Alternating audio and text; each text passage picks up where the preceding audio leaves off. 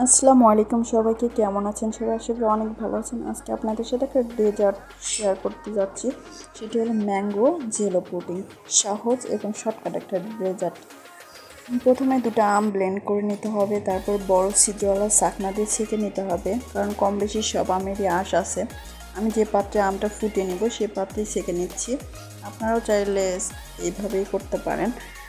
তারপরে ঠান্ডা থাকা অবস্থায়, মানে নর্মাল থাকা অবস্থায় 1/3 কাপ চিনি আর 1.5 চা চামচ আগার আগার পাউডার দিয়ে ভালো করে মিক্স করে নিতে হবে, কারণ গরম থাকা অবস্থায় দিলে আগার আগার দলা পেকে যেতে পারে, যার জন্য ঠান্ডা থাকা অবস্থায় মিক্স করে নিতে হবে। তারপরে এরকম বলক আসার পরে 2 মিনিট আরও ফুটিয়ে নিতে হবে। তারপর যে পাত্রে সেট করব জেলিটা, সে পাত্রে ঢেলে নিচ্ছি। এভাবে নর্মাল টেম্পারেচারে 10-12 মিনিট রাখলে সেট হয়ে যাবে। একটু পারফেক্টলি সেট হয়ে গেছে, দেখতেই পাচ্ছেন। চলুন আপনাদেরকে জেলিটা কেটেও দেখাই কতটা পারফেক্ট হয়েছে আমার জেলিটা।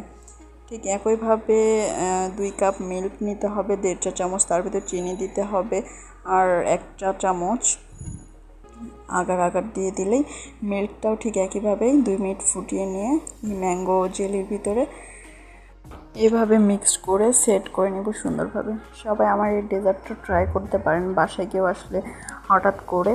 শর্টকাট এবং সহজ একটি রেসিপি। অবশ্যই কমেন্ট করে জানাবেন আমার রেসিপিটা কেমন লাগলো, আর সবাই আমার জন্য দোয়া করবেন। আমার চ্যানেলটি লাইক, কমেন্ট এবং সাবস্ক্রাইব করে দিবেন। আসসালামু আলাইকুম, আল্লাহ হাফেজ।